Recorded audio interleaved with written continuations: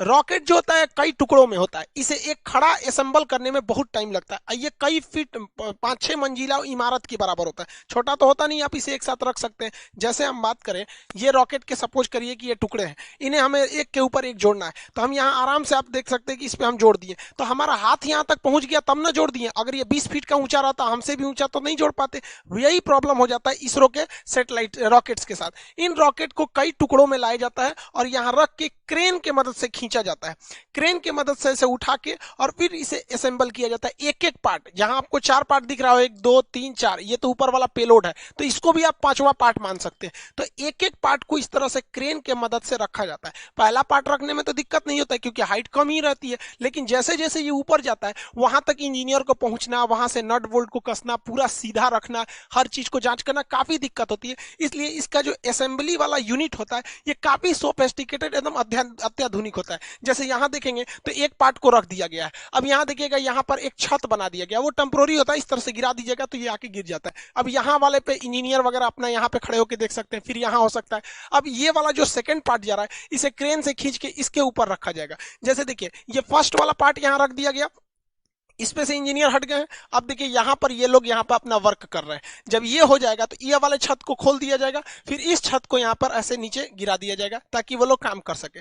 ये assembly unit होती है, कई फ्लोर बाई फ्लोर होती है जिसमें जोड़ा जाता है। जैसे ये देखिए, यहाँ आपको दिख रहा होगा रॉकेट का एक नीचे वाला पार्ट है। कैसे? जैसे ये रॉकेट ऊपर में भी भूरा है, नीचे में भी ब्राउन कलर का है, तो ये ब्राउन वाला दिख रहा है, ये सेकंड पार्ट, एक पार्ट है जो उसके नीचे है।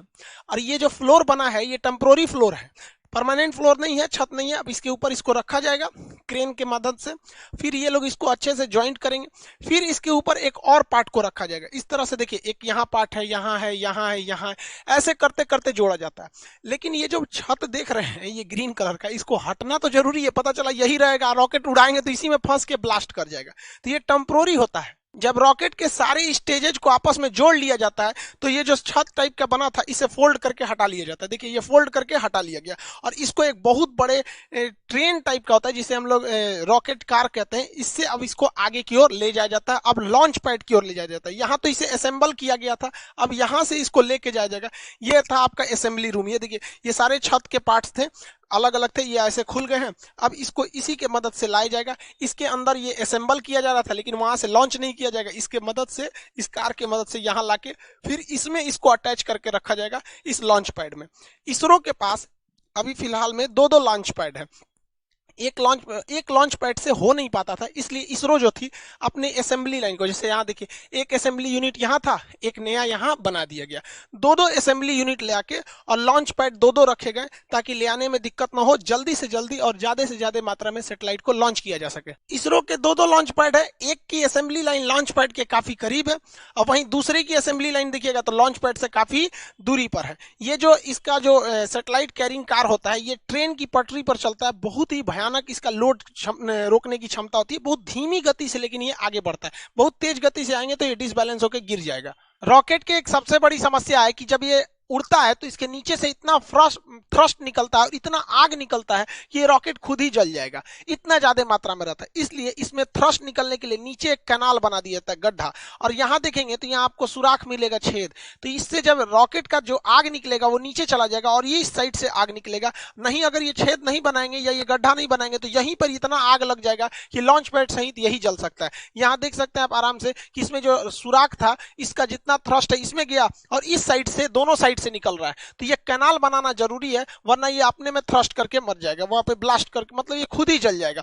यहाँ नीचे गिरा और इस तरह से दोनों डायरेक्शन में हट गया, या ये इस डायरेक्शन में जाता है ताकि वो ज्यादा से ज्यादा आग को अलग डायरेक्शन में फैला सके। जब सैटेलाइट को लॉन्च पैड पे रखा जाता है तो इसमें जितने सेंसर वगैरह होते हैं वायर से ये लोग कनेक्टेड किए रहते हैं। इसमें जितनी चीजें होती हैं ये कनेक्ट करके रखी गई रहती है। जब काउंटडाउन, उल्टी गिनती चालू होती है 48 घंटा पहले से, अगर इसमें भी कोई गड़बड़ी पाई जाएगा तो यहीं पे रोका जा सकता है, और अगर गड़बड़ी नहीं पाई गई तो रॉकेट को लॉन्च कर दिया जाता है। लेकिन समस्या क्या होती है, जो इसमें फ्यूल रखा जाता है तो जो फ्यूल रहता है उसे बहुत ही कम टेम्परेचर पे रखा जाता है। और 2 दिन पहले पहले ही इसकी पूरी तरह तैयारी कर दी जाती है। तो इसे धूप में छोड़ने से क्या होता है, उसका टेम्परेचर बढ़ सकता है, अंदर रिएक्शन वगैरह हो सकता है, इसलिए इसके बाहर एक इंसुलेटर की परत लगा दी जाती है। देखिए एक परत लगा दिया जाता है इंसुलेटर की इसके चारों ओर बाहर में, ताकि जो फ्यूल है वो हीट उस पर ना मिल सके।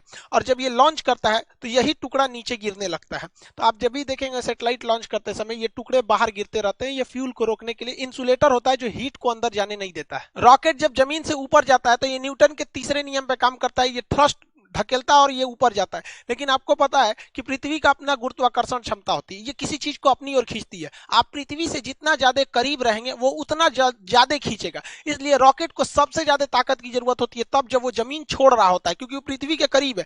आप पृथ्वी को छोड़ के ऊपर जाएंगे या नीचे जाएंगे, जी की वैल्यू घटती है। ये फिजिक्स के चैप्टर में पढ़ाए थे हम आपको, गुरुत्वाकर्षण वाले चैप्टर में। तो वहां पर यहाँ ज्यादा जरूरत है स्टार्टिंग पोजीशन पे, इसलिए रॉकेट का ये जो मेन इंजन होता है, ये मेन पार्ट, इसके अलावे इस साइड से छोटे छोटे और रॉकेट जोड़ दिए जाते हैं जिन्हें हम रॉकेट बूस्टर कहते हैं। ये 6 की संख्या में होते हैं बूस्टर। अब जो पीएसएलवी का बूस्टर है वो छोटा होता है और जीएसएलवी का बूस्टर बड़ा होता है। आगे समझाएंगे दोनों में अंतर क्या होता है। यहाँ देखिए ये बूस्टर है, ये बूस्टर, और ये मेन रॉकेट है ऊपर। बूस्टर जो होते हैं शुरुआत में एक्स्ट्रा पावर देते हैं ताकि ये पावर बहुत तेजी से उड़ सके, और आगे जाकर बूस्टर खुल जाते हैं, फिर एक एक पार्ट भी धीरे धीरे खुलते रहता है, लास्ट में तो सैटेलाइट ही पहुंचती है। रॉकेट के ये साइड वाले जो बूस्टर होते हैं, इसके अलावा रॉकेट का 4 स्टेज देखिए, पहला, दूसरा, तीसरा, चौथा। ये ऊपर वाला ये होता है, इसे पेलोड भरा होता है, इसी को हम लोग बोलते हैं प्रोटेक्टिव केसिंग। ये ढक्कन के समान होता है, इसी ऊपरी भाग में हम लोग सैटेलाइट को रख के या जिस चीज को लॉन्च करना है उसको इसमें रख के भेज देते हैं। अब देखिए ये ऊपर वाला जो सैटेलाइट केसिंग होती है, देखिए साइड साइड में ये हिस्सा है, इसी के अंदर हम लोग सैटेलाइट को रखे हैं। सैटेलाइट को रखने के बाद इसको जब ढक देते हैं तो ये पूरी तरह से बंद हो जाता है। जो रॉकेट का ऊपरी भाग देखते हैं ये खुला हुआ रहता था, यही वाला हिस्सा है, देखिए ये एक साइड में इधर खुला हुआ है, एक साइड में इधर खुला है, बीच में इसको बंद कर दिया जाता है। तो ये रॉकेट का बीच में बंद कर दिया गया। तो ये जो होता है उसका प्रोटेक्टिव केसिंग होता है, इसी के अंदर सारे रॉकेट को भरे गए रहते हैं। इस बार जैसे देखिए जैसे रॉकेट जाता है तो ये प्रोटेक्टिव केसिंग खुल जाता है, इसके अंदर सैटेलाइट होते हैं। इस बार वहां पे भागवत गीता और नरेंद्र मोदी का फोटो भी भेजा गया है। नरेंद्र मोदी का फोटो इसलिए भेजा गया कि जैसे ही मोदी जी 2014 में शपथ लिए थे तब भी उन्होंने सार्क की मीटिंग में कह दिया था कि इसरो सार्क देशों के लिए एक सैटेलाइट लॉन्च करेगी। पाकिस्तान बाद में उसमें से अलग हो गया। तो मोदी जी की विजनरी में इसरो का काफी ज्यादा योगदान रहा, मतलब वो इस साइंटिफिक चीजों को काफी आगे बढ़ाते हैं, इसलिए इसरो ने इनकी तस्वीर को अंतरिक्ष में भी भेजा था। और भागवत गीता को तो शांति का एक संदेश के रूप में, कि भागवत गीता एक तरह का क्या है, मतलब कई तरह के जो सांसारिक सवाल होते हैं उनको, उनका एक उसमें जवाब एक तरह से कर लीजिए। जैसे मान के चलिए कुछ लोग कहते हैं कि हमारा जीवन बहुत कष्टमय हो गया है, भाग साथ नहीं दे रहा है, नसीब साथ दे रहा है। उन लोगों को कहते हैं कि भाई साहब कभी फुर्सत मिले ना तो भागवत गीता में कर्ण की जीवनी पढ़ लीजिएगा। बेचारा जब से पैदा हुआ और जब तक मृत सैया पर भी लेटा था तो भी अपना दांत तोड़ के वो दान दे दिया था। तो जो लोग को लगता है कि मेरा नसीब खराब है तो एक बार कर्ण का देखिएगा, फिर समझ में आएगा आपका दुख कितना बड़ा और कितना छोटा है। खैर अपने टॉपिक पे आते हैं। इस बार 28 फरवरी 2021 को इसरो ने लॉन्च किया, तो अपने साथ टोटल 19 सैटेलाइट को लॉन्च किया गया था। इसमें एक ब्राजील का बना हुआ वहां पर एमेजोनिया 1 नाम का सैटेलाइट था जो काफी महत्वपूर्ण था। इसे PSLV C51 रॉकेट से छोड़ा गया। इस रॉकेट का नाम याद रखिएगा क्योंकि इसके मदद से भागवत गीता और मोदी जी का फोटो भेजा गया है, तो ये थोड़ा इंपॉर्टेंट हो सकता है। ये PSLV की 53वीं सक्सेसफुल मिशन थी। एमेजोनिया 1 ब्राजील का जो सैटेलाइट है ये पूरी तरह से ब्राजील के जंगलों पर नजर रखेगा। ब्राजील का जो जंगल होता है ये वर्षा वन होते हैं, ये टोटल दुनिया का 20% ऑक्सीजन यहीं से निकल जाता है। इतने घने जंगल होते हैं कि इसके अंदर कई बार जंगल का ऐसा एरिया है जहां सूरज की रोशनी नहीं पहुंच पाती, इतने जंगल है। लेकिन इन जंगलों की 2 समस्या है। एक, इन जंगलों में बड़ी तेज आग लग जाता है जिससे जंगल खत्म होने लगते हैं, और दूसरा यह क्या है कि यहाँ पे पेड़ों की कटाई बहुत भयानक चल रही है। पेड़ों की कटाई तो भाई साहब पूरी दुनिया में चल रही है, हर जगह पेड़ काटे जा रहे हैं, और जिस रफ्तार से पेड़ों की कटाई चल रही है वह दूर नहीं जब हरियाली के नाम पर केवल लड़कियां बच जाएंगी। तो इसके लिए जो ब्राजील है वो एमेजोनिया 1 नाम का सैटेलाइट लॉन्च कर रहा है ताकि वो अपने जंगलों पर नजर रख सके। भैया जरूरी भी है, पूरी दुनिया का फेफड़ा कहा जाता है ब्राजील के जंगलों को। इसमें 19 सैटेलाइट थे जिसमें एक एमेजोनिया 1, दूसरा महत्वपूर्ण था सिंधु नेत्र। ये भारत ने छोड़ा था। ये समुद्री क्षेत्र पर निगरानी के लिए किया गया क्योंकि घुसपैठ वगैरह न हो। आप याद कीजिए अजमल कसाब जैसे जो घुसपैठ हुए थे छोटे मोटे जहाजों से, इस वजह से वो समुद्री एरिया में किसी भी संदिग्ध जहाजों पर इस सैटेलाइट से नजर रखा जा सकता है, क्योंकि वो जो टेररिस्ट वगैरह जो घुसते हैं या स्मगलर जो ड्रग्स वगैरह का करते हैं, उन्हें लगता है कि नहीं यहाँ से तो कोई मतलब नौसेना की जहाज नहीं है, तो कितना बेहतरीन कोऑर्डिनेशन हो जाएगा। जैसे मान के चलिए नौसेना ने कहा कि भैया इस एरिया में मेरी जहाज नहीं है, तो सैटेलाइट से उस एरिया पे ज्यादा नजर रखा जाएगा, और जिस एरिया में नौसेना अभी पेट्रोलिंग पे है तो उस एरिया की सैटेलाइट पे उतना फोकस नहीं किया जाएगा। देखिए इसरो जो है, इंडियन स्पेस रिसर्च ऑर्गेनाइजेशन, इसका काम केवल है कि रॉकेट बनाओ और उसको सैटेलाइट बनाओ, दोनों को लॉन्च करो। लेकिन इसमें एक कमाई का भी जरिया हो सकता है। विदेश के लोग जो हैं, बहुत सैटेलाइट बनाना बहुत मुश्किल का काम नहीं है, लेकिन रॉकेट बनाना बहुत मुश्किल काम। इवन हम लोगों ने अपना पहला सैटेलाइट आर्यभट्ट भारत में बना लिया था, लेकिन उसको हम लोग लॉन्च करने के लिए रूस को दिए थे और रूस ने अपने रॉकेट से उसे छोड़ा था। तो बहुत से ऐसे देश हैं जो दुनिया को कहते हैं कि भैया अमेरिका से कहते हैं, यूरोप से कहते हैं कि हमारे सैटेलाइट को छोड़ दो, तो भारत बहुत सस्ते में छोड़ देता है और भारत की सैटेलाइट काफी विश्वसनीय होती है। इसलिए इसके लिए भारत सरकार ने एक कंपनी बनाई थी, उसका नाम था एंट्रिक्स।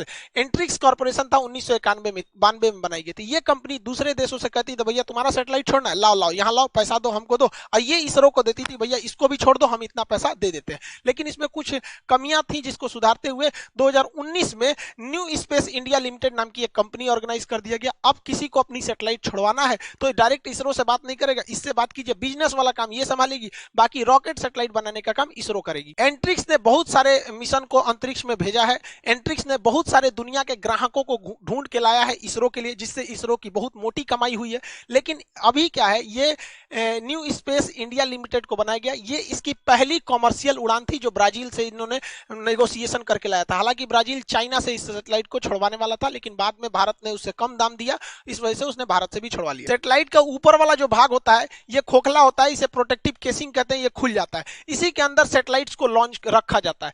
जो सैटेलाइट होते हैं इनके इसी के अंदर रखा जाता है। इसरो ने 2017 में इसके अंदर छोटे छोटे कुल 104 सैटेलाइट को लॉन्च किया था। इसके अंदर देखिए यहाँ पर छोटे छोटे होते हैं, तो 104 रॉकेट सैटेलाइट्स को इस पेलोड के अंदर रखा था।